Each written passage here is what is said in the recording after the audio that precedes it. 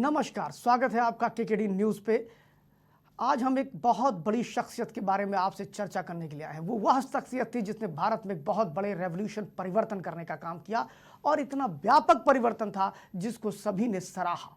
हम में से अधिकांश लोग जब किसी भी शहरों में जाते हैं, किसी रेलवे प्लेटफॉर्म के अगल बगल जाते हैं या किसी भी सार्वजनिक जगह पर जाते हैं तो आपको अक्सर दिखाई पड़ता है सुलभ शौचालय, सुलभ इंटरनेशनल। ये वो सुलभ शौचालय है जिसकी स्थापना या सुलभ इंटरनेशनल एंड ऑर्गेनाइजेशन की स्थापना डॉक्टर विंदेश्री पाठक ने की। ये वो विंदेश्री पाठक थे जिनका जन्म 2 अप्रैल 1943 को बिहार के वैशाली जिले में हुआ था। विंदेश्री पाठक जी अपने आप में एक बहुत ही संपन्न परिवार में आपका जन्म हुआ था। आपके बाबा ज्योतिषाचार्य थे और विंदेश्री पाठक जी जो थे वह शुरू से ही बड़े संपन्न थे।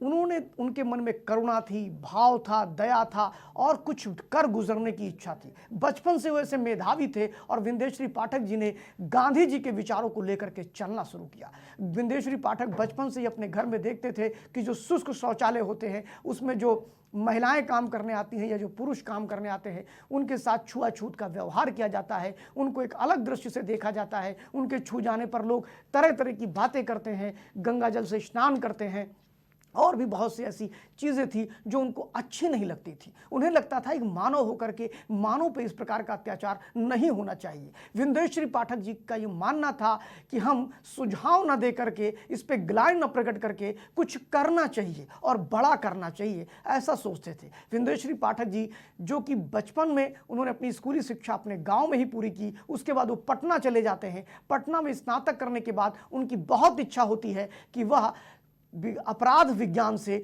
वह पढ़ाई करें और वह अपराध विज्ञान से पढ़ाई करने के लिए सागर के एक इंस्टीट्यूट में मध्य प्रदेश में एडमिशन के लिए जाते हैं। दुर्भाग्य से उनका एडमिशन नहीं हो पाता है और उन्हें वहाँ के लोग कहते हैं कि हम तुम्हें एक नौकरी देते हैं। फिलहाल वो नौकरी नहीं थी। उस समय गांधी शताब्दी समिति के नाम से एक समिति थी जो गांधी जी के शताब्दी वर्ष को मनाने की बात कर रही थी और उन्होंने उसमें as a volunteer, as a स्वयंसेवक काम करना शुरू किया और फिर वहीं पर रहने लगे, वहीं खाने लगे और बाद में उन्होंने अपनी शिक्षा दीक्षा की। जब वो डॉक्टरेट कर रहे थे उसी समय उनको संतान भी हुआ, विवाह हो गया और उसके बाद उनकी संतान भी हो गई। लेकिन उनके मन में जो ज्वाला थी, जो आग थी कुछ कर गुजरने की, भारत माता के एक महान सपूत के रूप में वो याद किए जाते हैं और याद किए जाएंगे क्योंकि उन्होंने जो काम किया वह शायद भारत में किसी ने कल्पना तक नहीं की थी। और जब वो 1964 में उन्हें उस समय और धक्का लगता है जब वो बेतिया में जाते हैं और बेतिया बिहार का ही एक क्षेत्र है। बेतिया में जब वो जाते हैं और वहाँ देखते हैं कि एक लड़का जो लाल रंग की कपड़े पहने होता है और उसको एक सांड मारने के लिए आगे बढ़ता है। उसी समय वहाँ पर जो समूह होता है, भीड़ होता है जन का, वह कहता है कि इनको बचाओ और बचाने के लिए जब वो आगे बढ़ते हैं तभी एक आवाज़ आती है और वो चिल्ला करके कहता है कि ये अछूत है, इसको मत छूना और लोग भीड़ वहाँ से हट जाती है। यह दुख भरी स्थिति देख करके यह पीड़ा उन सह नहीं पाते हैं। जिस प्रकार सांड उस बालक को मारता है, उसको मारता है, उसके बाद में उनके मन में बड़ी पीड़ा होती है कि भारत इतना गया गुजरा हो गया है, हम इस प्रकार छुआछूत के जाल में फंसे हुए हैं। विंदेश्वरी पाठक को बिल्कुल भी अच्छा नहीं लगा और उन्होंने सरयू प्रसाद, उनके एक मित्र हुआ करते थे जो गांधी शताब्दी समिति के सदस्य थे, उन्होंने कहा तुम्हें खुद कुछ करना चाहिए। तब उन्होंने एक फाउंडेशन बनाया जिसका नाम, अपनी परियोजना बनाई, अपने विचार तय किए और उस परियोजना का नाम था सुलभ इंटरनेशनल ऑर्गेनाइजेशन, जो पूरे भारत ही नहीं दुनिया भर में प्रसिद्ध है और दुनिया भर में जाना गया। और वह तब जाना गया जब 1980 और 85 में उसके लिए चर्चा की गई। 1980 में सुलभ इंटरनेशनल को लेकर के न्यूयॉर्क टाइम लिखता है कि ये विंदेश्वरी पाठक का समाजशास्त्रीय और मनोवैज्ञानिक प्रतिभा थी जो उन्होंने सुलभ इंटरनेशनल को खड़ा किया। वहीं पर 1985 में वॉशिंगटन पोस्ट लिखता है कि विंदेश्वरी पाठक ने दुर्जय काम किया जो हो ही नहीं सकता था। विंदेश्वरी पाठक जब 1964 में वहाँ से लौटते हैं, उसके बाद में विंदेश्वरी पाठक 1967-68 में प्रयास करते हैं और वो सरकार के पीछे पीछे दौड़ते हैं। वही हुआ जो अक्सर होता है, लाल फीताशाही उनकी फाइलों को धूल में रखती चली गई और जब धूल बहुत मोटी हो गई तो बिल्कुल निराश हो गए। वह वो दौर था जब विंदेश्वरी पाठक संघर्ष के उस सोपान पर पहुंच गए थे, इतना भीषण संघर्ष झेल रहे थे। उन्होंने अपने गांव में 1 बीघा जमीन सुलभ इंटरनेशनल के नाम करी। उसके बाद में अपनी पत्नी के जेवर को बेच करके वो उसके लिए लगे रहे। स्थिति ये आ गई कि विंदेश्वरी पाठक को कभी प्लेटफॉर्म पर सोना पड़ता था, कभी एक दिन एक बार का ही भोजन करना होता था। उनकी आर्थिक स्थिति बड़ी खराब हो गई, वो टूट से गए। उन्होंने अपनी आत्मकथा में लिखा कि एक समय ये आया कि वो आत्महत्या करने की भी सोचने लगे। 1971 का वो दिन आया जब एक IAS ऑफिसर की नज़र उनके प्रोजेक्ट पर पड़ी और उसने इनको बुला करके कहा कि पाठक जी, आपकी योजना तो बहुत अच्छी है, काम भी आपका बहुत अच्छा है, लेकिन समस्या ये है कि इस पर सरकार से आप क्यों मांग रहे हैं? आप अपना फंड क्यों नहीं जनरेट करते हैं? आप अपने लेन देन का हिसाब क्यों नहीं करते हैं? ऐसे कुछ नए काम क्यों नहीं करते हैं? विंदेश्वरी पाठक जी को समझ में आया। फिर उसी IAS ने कहा कि किसी MLA से कहिए कि जो इंदिरा जी के यहाँ पर जो शुष्क शौचालय को साफ करता है उसकी व्यथा कथा लिख करके आप भेजिए, शायद इंदिरा जी इस प्रोजेक्ट पे कुछ सोचे। और उस समय की तत्कालिक प्रधानमंत्री श्रीमती इंदिरा गांधी जी को उन्होंने एक MLA के माध्यम से बिहार के एक पत्र लिख के भेजा और वह पत्र वहां तक पहुंचा।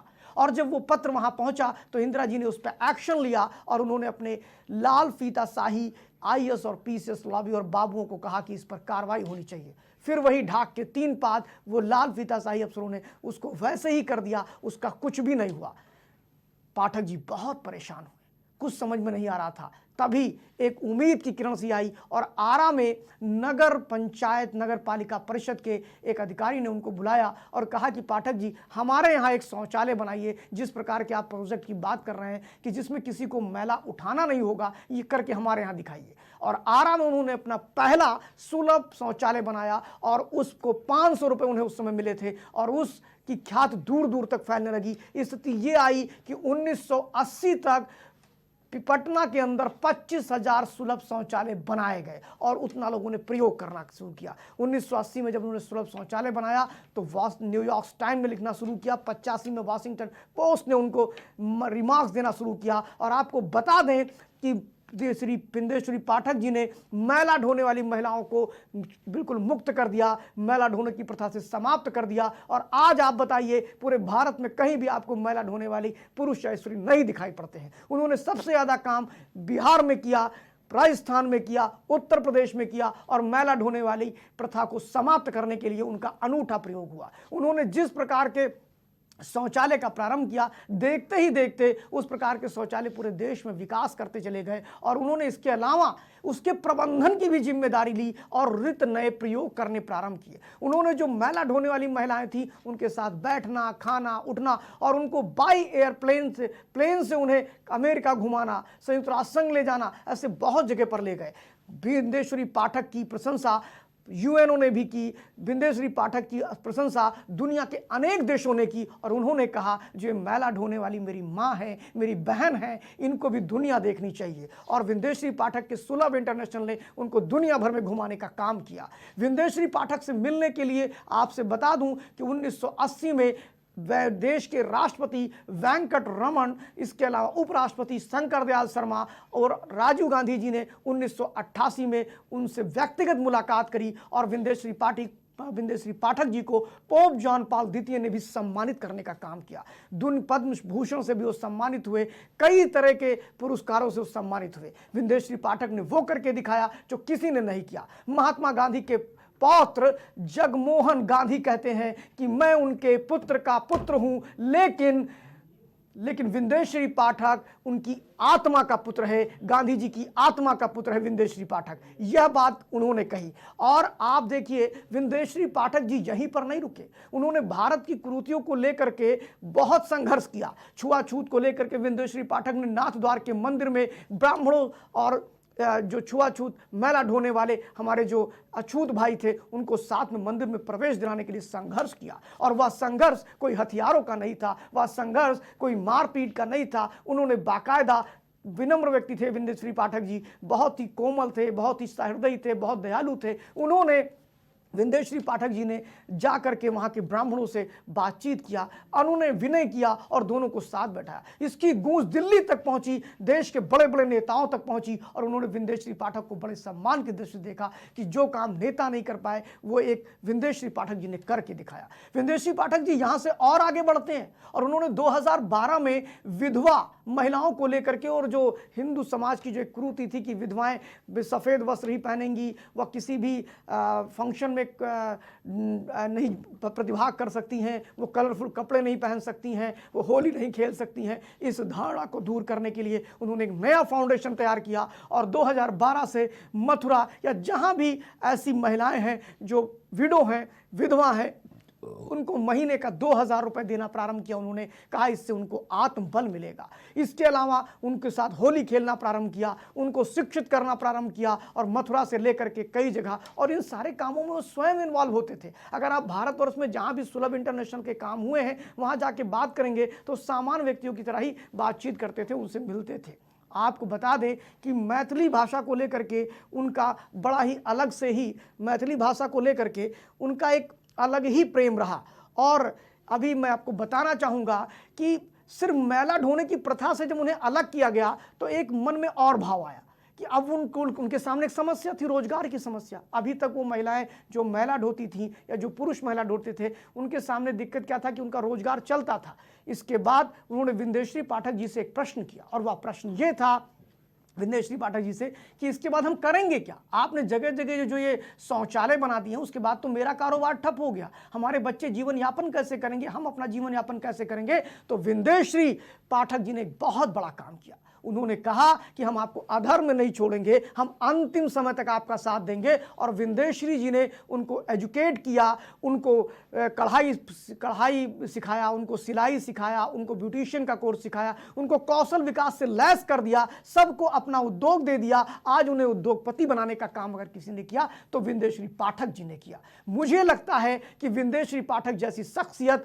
भारत के अंदर वो क्रांति कर गई जो बड़े बड़े नेता नहीं कर पाए। और आपको बता दें कि किसी भी मत का व्यक्ति हो, यानी हम दक्षिण पंथ कहें, वाम पंथ कहें, कांग्रेस कहें, कुछ भी कहें, किसी भी पंथ को मानने वाले, किसी भी मत को मानने वाले नेता या कोई भी धार्मिक व्यक्ति, सभी के मन में विंदेश्वरी पाठक के लिए अपार श्रद्धा था। इसीलिए पोप जॉन पॉल ने उन्हें सम्मानित किया, राजीव गांधी जी ने, पूर्व प्रधानमंत्री ने उन्हें सम्मानित किया। और आपको बता दें कि अटल जी, और अभी आपने देखा होगा कि विंदेश्वरी पाठक जी की प्रशंसा स्वयं नरेंद्र मोदी जी ने भी किया। और जिस स्वच्छ भारत अभियान को लेकर के नरेंद्र मोदी जी ने एक बीड़ा बांधा था, उस स्वच्छ भारत अभियान की परिकल्पना गांधी जी ने की थी, और गांधी जी से करते करते वह परिकल्पना को साकार रूप देने का काम अगर किसी ने किया तो विंदेश्वरी पाठक जी ने किया।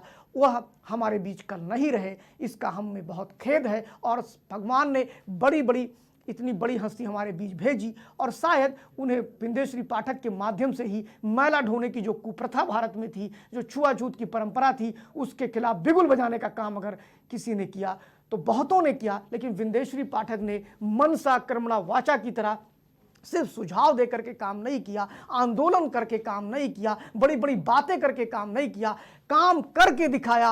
और ऐसी छुआछूत और मैला उठाने वाली महिलाओं को उस कार्य से मुक्त कर दिया। पूरे भारत में आज हम देखते हैं कहीं भी मैला उठाने वाली महिलाएं नहीं मिलती हैं। और एक चीज़ और बताना चाहेंगे, उन मैला उठाने वाली महिलाओं को उन्होंने इतना सुशिक्षित किया कि वो अंग्रेजी भी बोलती थी। और अमेरिका में जब वो गई तो लोग आश्चर्यचकित थे। और शायद यही कारण रहा कि विंदेश्वरी पाठक एक निर्विवाद व्यक्तित्व के रूप में, बड़े समाज सेवी, बड़े मनोवैज्ञानिक और बड़े मानवतावादी के रूप में उनको जाना जाता है। उन्होंने वाटर मैनेजमेंट से लेकर के बहुत से विषयों पर बड़ा काम किया। इसके लिए यह देश उनका सदैव ऋणी रहेगा। विंदेश्वरी पाठक जी को हम श्रद्धांजलि अर्पित करते हैं, अश्रुपूर्ण श्रद्धांजलि अर्पित करते हैं कि भारत माता का एक सपूत जिसने मैला ढोने की प्रथा को समाप्त किया, ईश्वर उनकी आत्मा को शांति प्रदान करे।